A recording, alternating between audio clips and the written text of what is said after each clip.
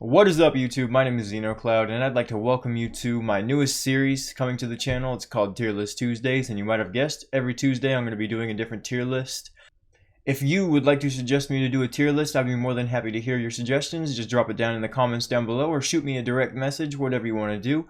All I ask is that you please give me something sort of related to my content, so try to stick with like anime, gaming, skating, something like that. I'm open to doing music as well, maybe some clothing brands and stuff like that. For example, I would not do something like fast food because I don't really eat fast food, nor would I really be interested in doing a tier list on fast food. But if you said do a food tier list, that'd be something I could work with. I could look at something and we could look into it for sure. But I hope you guys enjoyed this video, and thank you so much for watching. Let's go ahead and get right into this. So today's tier list is actually a Attack on Titan Titan Shifter tier list. I've got all the Titan Shifters in the anime, so there are no manga spoilers in this. I've got them all in order, and we're basically going to be going through each one, and I'm going to give reasons as to why they could be in God tier, really powerful, strong, or helpful. And if a Titan shifter goes in strong, it doesn't necessarily mean they're a bad shifter or anything like that. It's basically just they're not like as powerful or really powerful as some of the other shifters or some of the other Titan abilities. And if you're in helpful, you're more helpful to the story than anything. You're not really strong or anything like that. For instance, Emir's Jaw Titan isn't really strong, is it? It'd probably go in the helpful category. But that's basically how that works. I'm also going to go ahead and say that the way I'm actually deciding where each Titan shifter belongs is both based on the Titan shifter themselves, like as a person, as well as their Titan abilities. So that's something to take into consideration as we go forwards. Alright guys, so first up on the list we have Bertolt, and he has the Colossal Titan from Season 1 to Season 3, of course. And this was not too difficult to decide. I think Bertolt is definitely a really powerful Colossal Titan. Bertolt himself made quite a few bad decisions, I feel like, during the anime. Towards the end, towards Season 3, he finally started thinking for himself a little bit. We saw him blow up Shingeki, but Bertolt himself seemed quite indecisive and very unsure of himself most of the time. So I feel like he would be a God tier Titan because the Colossal Titan itself is definitely a God tier Titan. But Bertolt kind of held back the Colossal Titan's potential, really. If you really think about it, Bertolt could have just gone to the center of the walls and just blown everything up, like, completely, He could have gone behind Wall Cena and just, like, gone to the castle or something, just completely fucked it. He could have went into the military police regiment and easily done some very heavy damage. So I think Bertolt belongs in really powerful. He's definitely more than just powerful. He's definitely a really powerful Titan shifter. Both based on the abilities of his Titan as well as his Season 3 sort of like growing as a character kind of situation he went through, where he finally was like, alright, I'm going to start actually like thinking for myself, and I'm not going to wait for Reiner, I'm just going to do it. So he's definitely a really powerful Titan shifter, and I think he definitely belongs in this category. So next on the list we've got Reiner Braun, the Armored Titan, of course, and I think I'm going to put him in strong, to be honest with you, because, as much as I want to put him in powerful, Reiner's, his Titan is just like, it's so basic, really. Like, they call him Marley's shield, and he definitely is a powerful Titan for sure. But the fact that he lost to Eren 3 times makes me kind of feel like he's more just a strong Titan. Maybe this will change in Season 4 Part 2. We're about to see a big fight go down between Eren and the Armored Titan again for the 4th time now. But based on the fact that Reiner was actually beaten by Eren 3 times, that kind of makes me feel like he could be powerful, but he's more of a strong Titan shifter in my opinion. He's also got some like mental trauma going on, where he thinks he's a soldier and a warrior at the same time. It must be really hard on him. So I feel like Reiner is just, he's got more of a basic Titan, so I feel like he's more in the strong category. The Armored Titan, it's still a fantastic Titan, like, hands down, that Armored Titan is for sure really good. But I feel like based on some of Reiner's choices throughout the anime, as well as the fact that I feel like he hasn't really unlocked the full potential to his Armored Titan just yet, I feel like he belongs in the strong category. Next on the list we have Eren, and I'm going to talk about 2 different situations here. The first being Seasons 1 through 3. If we were talking about Seasons 1 through 3, Eren's Titan, I would definitely put him in the powerful category, hands down. Like, not even a second thought, he would be in powerful. But now that he has the Attack Titan, the Founding Titan, and the Warhammer Titan, I think he belongs in God tier now. I'm going to be completely honest with you guys. One Titan shifter with 3 Titan abilities, that is God tier. Like, Eren is about to fuck shit up, I feel like, you know. In Season 4 Part 2, we're about to see some crazy stuff go down, you know. Like I said, Season 1 through 3, definitely in the powerful category. Maybe even really powerful, I guess, but we didn't really see him use the Founding Titan's abilities all that much because, you know, he's unable to. But I feel like now that he has Zeke in his corner as well as 3 abilities, he's definitely God tier, like, no doubt about it. Next on the list, guys, we have Annie's female Titan, and as much as I would like to put it in powerful, I feel like, you know, we got to put it in strong with the armored Titan, because the thing about Annie's Titan is its main ability is the hardening ability, which in Season 1 was a big deal. But now it's not so much of a big deal now that there's, you know, anti-Titan artillery in Marley, and there's Thunder Spears coming from Paradis. You know, I feel like she belongs after Rhina as well, because she has a hardening ability, yes, but I mean, Rhina's already got all that armor. Now, don't get me wrong, the female Titan is very nimble, fast, and, you know, very flexible. It can pull off some great maneuvers, and that's why Annie was chosen for it. You know, her fighting style is just insane. But the thing is, you know, we only saw the female Titan in Season 1. After that, Annie went into her crystal form to preserve her body and to keep her safe. But I feel like she belongs after Rhina. I mean, Rhina's in Season 4, you know. Not even Bertolt made it to Season 4. Annie, she was just Season 1. You know, and based on her herself, she seemed a little bit like she seemed like she had some trauma as well. I mean, all these characters have some sort of trauma, really. But, like, Annie really had some messed up stuff going on, and we all saw that laugh at the end of Season 1, and I feel like she didn't really make the greatest choices. She came very close to getting Eren, and she almost was successful a few times, but I think she definitely belongs after Rhina, in my opinion. Rhina's Titan is just a little bit stronger. I feel like if these two were to fight, Annie would probably win, but I feel like, you know, Rhina would still be able to pull through with all that armor. I feel like Rhina could probably beat the female Titan. But I don't know, that's a tough matchup, you know. We've never had, you know, armored versus female. I mean, that'd be a good matchup for sure. But I think they're both in the strong category for sure. Next up, guys, we got one of my favorite Titans, the Beast Titan, and that is operated by Zeke Yeager. And as much as I would love to put the Beast Titan in God tier, I think it really belongs in really powerful, maybe even powerful, because, I mean, the Beast Titan is nowhere near as powerful as the Colossal Titan. But remember, this is a Titan shifter list. This isn't a Titan ability list. So the fact that this Titan is operated by Zeke Yeager, I think he really belongs in front of Bertolt, actually, right here in the really powerful category. Based on Zeke's intelligence, you know, he both has a really powerful Titan that has just insane artillery power, as well as he is just a very smart Titan shifter in general. And I feel like he's definitely really powerful, as well as the fact that he has royal blood going through his veins. He might even be a God tier Titan shifter, if I'm being completely honest with you. But I feel like he belongs in the really powerful category because he does have the Beast Titan. For one, if the Colossal Titan were to face the Beast Titan, the Colossal Titan would just blow it to bits, you know? And I feel like Eren could probably tear into the Beast Titan as well pretty good. So that's why the Beast Titan is going to be really powerful, really close to God tier. Really close, trust me. Like, I really want to put him in God tier. I just don't think he's quite God tier enough. But it's really Zeke's intelligence and the fact that he has royal blood going through his veins that push that God tier thing. If he had a Colossal Titan, he would absolutely be God tier. Or if he had 2 abilities, you know, or 3 like Eren, he would be God tier. But I feel like Zeke just belongs in the really powerful category. Maybe you disagree, but I feel like he definitely belongs there. Next up, we have Marcel Galliard's Jaw Titan. And we didn't really get to see much of this Jaw Titan. You all know what happened.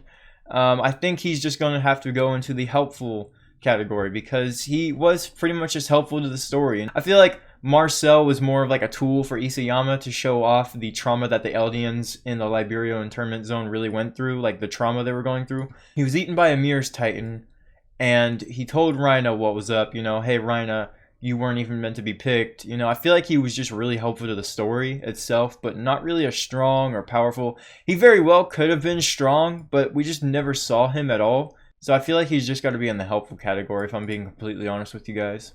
Next up, we have Emir's Jaw Titan, and I really want to put it in strong because we did see it in a little bit of combat, but I feel like it belongs more in the helpful category. This is a really tough one though, if I'm being completely honest, because we did see Ymir fight twice. We saw her defend Krista. We also saw her, you know, defending Rhina and Bertolt for the debt she owed. So I feel like we got to put her in strong because we did get to see her fight. I feel like if Annie or Rhina were to go up against Ymir, Ymir would get absolutely fucking demolished. You know what I mean? Even so, I would still put her in strong. She really was more helpful to the story than anything, if I'm being honest, and that's why I want to put her in the helpful category. But I do think that based on her two, you know, combat experiences, she at least deserves to be in the strong category. But she's definitely nowhere near the level as Annie. And if I have one more category here for maybe like weak but still fighting, I don't know, I'd put her in that. But she's in the strong category. She was a pretty strong Jaw Titan. She defended Krista. You know, she helped Rhina and Bertolt get out of there when they needed to. So she belongs in the strong category, I feel like. Next up, we have Frida Rice. And this is a really tough one because we didn't see much of her at all in the anime. All we really saw was her and Grisha fought, and I mean, she lost, and she had the Founding Titan abilities, you know? She could have easily beaten Grisha, I feel like, with the Founding Titan. Grisha had the Attack Titan, of course, but I feel like she really lacked the experience of battle.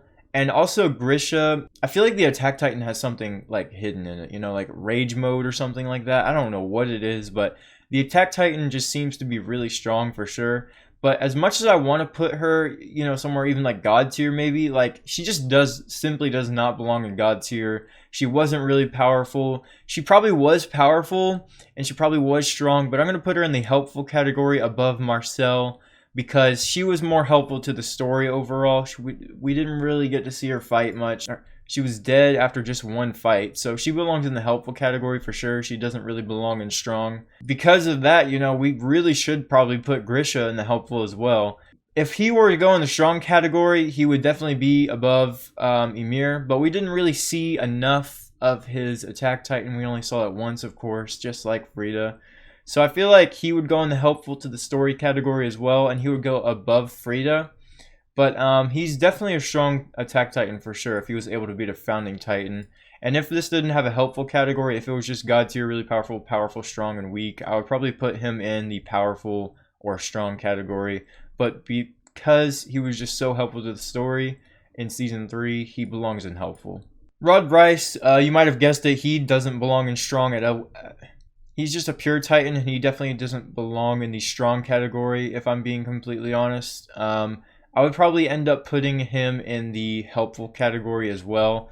He was just a big-ass, irregular, pure Titan, you know? And I feel like he maybe belongs above Marcel. But I feel like even Marcel's Jaw Titan would be able to destroy Rod Rice. But then again, I mean, we didn't see Eren use his Attack Titan to face him. So it's kind of tough, you know?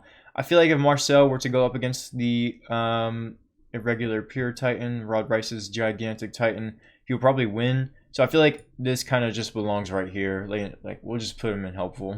He was certainly helpful to the story, and he really showed off like just how crazy the whole Titan situation was, like the regular Titans, and how determined Titans are to eat people. I feel like it was a good arc. I really enjoyed it. I thought it was kind of crazy. But he definitely was helpful to the story, no doubt, but he belongs in the helpful category. Alright, next we got King Fritz, Founding Titan. And we didn't really see this either, so this is probably going to end up being yet another helpful category Titan because we just didn't really see much of him. But I feel like I would put him in front of Grisha. The helpful category, we're kind of ranking them. I guess we'll rank them instead based on how helpful they were instead of strength, how helpful they were to the story. Grisha, of course, was super helpful to the story, so I'm going to go ahead and put her back here. Marcel was actually kind of helpful to the story. I'd actually put him in last, to be honest. King Fritz belongs behind Rod Rice, I feel like, because Rod Rice was also involved when King Fritz was around. So yeah, this just got rearranged. Sorry about that. I had to think about that for a second. Yeah, the helpful category is now just based on how helpful they were to the story. If you end up in the helpful category, it means it doesn't necessarily mean you're not strong. It just means that we didn't see enough in the anime to really decide on whether you were strong enough or not. Anyways, guys, I think King Fritz was pretty helpful to the story for sure. He was kind of like right about here, I reckon, because he gave us a pretty good insight into why Karl Fritz, the original king, was so fixated on stopping war. You know, I feel like it was a really good arc, and I really enjoyed his character. So he was pretty helpful to the story, in my opinion. Not quite as helpful as Rod Reiss or Grisha Yeager, but definitely more than Frida and Marcel. Next up, we have the Cart Titan, and I would really love to put it in the strong category, but I want to put it in the helpful because it's just another really helpful Titan, you know? It's not exactly strong or powerful, but at the same time, if we're really thinking about this, if you put Peak's, what is it, her Titan warfare stuff on top of her back, I forgot what it's called. If you put her unit on her back, I think she actually is pretty strong.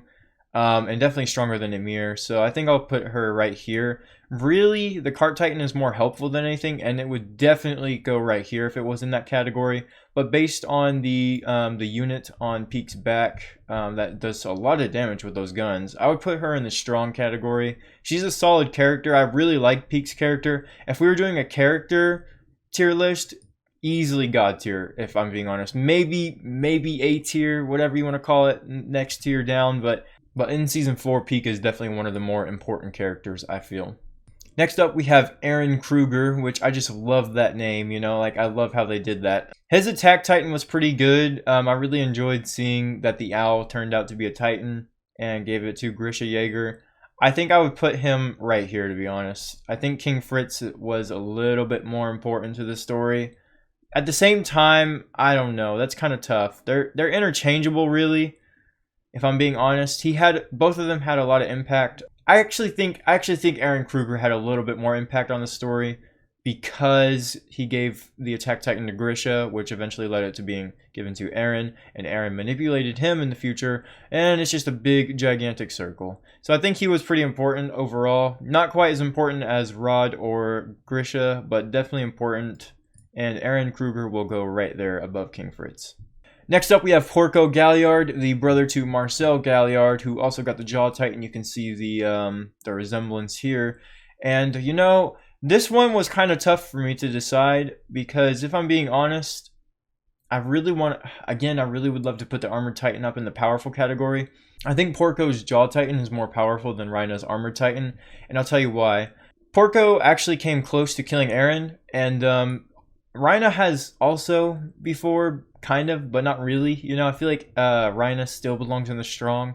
But maybe, you know, maybe we could put him up in powerful with Porco. But I would definitely put Porco in the powerful above Rhina, because I think if these two were to fight, honestly, I think Porco would beat Rhina. If Porco was giving Eren trouble, you know, like he could even be on really powerful. But he himself, the Titan Shifter himself, didn't really make the best decisions, you know. In fact, Peak can be seen keeping him in check whenever they were in the middle of the Liberio Internment Zone battle. Peak was like, just calm down, Porco, and Porco was just raging. And overall, Porco's rage is eventually what led to his loss, you know. He overall, not even that great of a character, in my opinion. If this was a character list, Porco would probably be about mid-tier as well. So I feel like he really just goes in the powerful category. His Jaw Titan ability is definitely powerful for sure. And the Titan Shifter himself, he is at least, you know, smart enough to be like, all right, yeah, I'm going to do this. He makes quick decisions, but he's just too, like, reckless, you know. He makes too many rage-filled decisions. He's not very smart. I feel like losing his brother really did a number to him. So he's definitely powerful and he's above the armored, but he's not quite on that really powerful level. Next up, we got the Warhammer Titan, and this was one of my favorite Titans because this thing is just insane. Like, the fact that it can harden out of thin air, like, to make weapons and stuff, that is really cool. And I really like the fact that it actually has, like, a cord attached to the heel to hide the actual Titan Shifter themselves. I feel like that kind of limits its abilities, though. You know, if it were to be in the middle of combat and it needed to run away, not really the best situation to be in if you got a cord attached to your leg underground. But it was still a really good Titan to watch. Unfortunately, we only got to see it in one battle because Eren just absolutely demolished it. Well, Eren and Mikasa, to be honest. But I think the Warhammer definitely deserves a powerful, and I would put it above Porco's Jaw Titan, if I'm being completely honest. I feel like the Warhammer would absolutely destroy the Jaw Titan. Of course, that's only if the Jaw Titan doesn't get close, you know. And I feel like the Warhammer Titan is almost really powerful. Willie Tiber's little sister wasn't really experienced in battle, and I think that's what ultimately led to her downfall.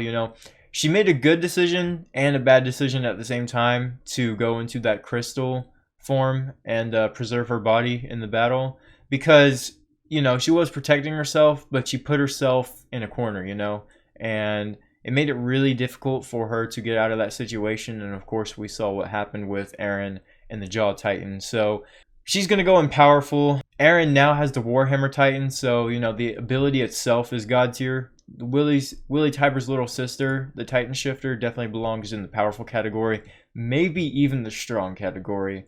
But I think it actually deserves to be above Porco and Rhina. I feel like the Warhammer would destroy the Armored Titan for sure, and definitely would have a good chance of destroying the Jaw Titan. Next up, we got Armin's Colossal Titan, and this thing is just insane. I mean, I was so hyped when I saw Armin get the Colossal Titan. I was so excited. No doubt Irvin Smith would have made a badass Colossal Titan as well. Don't get me wrong, I'm very happy that Armin was saved in Season 3, but I think seeing Captain Irvin's Colossal Titan would have been really cool. Most of you would probably think, oh, the other Colossal Titan's in the really powerful category, so Armin probably belongs in there. But no, I'm going to put him in God tier. This Colossal Titan it has Armin for one, so the Titan Shifter himself is already a really good character. Armin makes really good decisions. Armin is very smart. He never gives up. We saw what he did in Season 3. And Armin uses the Colossal Titan. Bertolt, not so much. Bertolt did use it for Marley, but we're talking about the anime. We're not really talking about the background information. And of course, that is part of the anime. But we're talking about the events of Paradis and Marley. We're not really talking about them, the Eldian warriors going and capturing other countries. We're focusing on the war between Paradis and Marley. So I think Armin is definitely above Bertolt, because we see him use it to absolutely demolish the Liberio internment zone. I mean, there were just bodies on top of bodies. All the houses were flattened. That's not even the only time he used it. Whenever the ships were arriving to Paradis, he used it to force them to swim ashore. Armin is just... He knows what he's doing with this Titan. He's definitely God tier. He's got a Colossal Titan, which, again, that ability is God tier. No doubt about it. He's not quite as powerful as Eren, though. Eren, just, having 3 abilities, and the Founding Titan is one of them, he's definitely going to be above Armin still. But Armin is right on his tail. Armin is right up there. Finally, guys, we have Mr. Xavier, I cannot say it. His Beast Titan, which... I mean, look at the picture, we didn't even get to see his Beast Titan, so obviously he's going to be in the helpful category. But where will he be? I think obviously above Marcel, definitely above Frida, definitely above King Fritz, definitely above Eren Kruger, definitely above Rod Rice, and I think he's actually more important than Grisha himself. Because Grisha messed up with Zeke. He didn't raise him right. Mr. Xavier is the one that turned him in originally. This man right here is responsible for a lot of this. I mean, he is responsible for a lot of what happened. Not he himself directly, but indirectly, telling Zeke to turn in his parents. Grisha goes to Paradis, Grisha, before that he met Eren Kruger, So really, I think Mr. Xavier was definitely important. Grisha and Mr. Xavier, they're probably interchangeable if I'm being honest. But I think he was just a little bit more important because he directly influenced Zeke, who now has this whole plan, and so does Eren. And what they did in Liberia was based on that plan. They were like, all right, let's go capture you, Zeke. Let's bring you back to Paradis. So I think Mr. Xavier was definitely responsible for a lot of the events taking place. So was Grisha, of course. Grisha was more directly involved, but Mr. Xavier is the one that initially had him removed to the island by suggesting to Zeke that he turn in his parents. So that's the tier list, guys. Maybe you agree, maybe you don't. Definitely let me know down in the comment section below. Thank you so much for watching. I appreciate every single one of you. And if you guys want to see more of this, please drop a like and subscribe, because like I said, every Tuesday I'm going to be dropping one of these. And today is Wednesday. I'm so sorry that I'm getting this out late. I had some recording difficulties yesterday when I was getting this list up, and I just watched it back last night, and I was going to edit it, put it out, and I was like, nah, this quality is not quite good enough. So I wanted to raise the bar a little bit And hopefully you guys enjoyed this video. Hopefully you enjoyed the quality. And thank you so much for watching, guys. Now have a great day.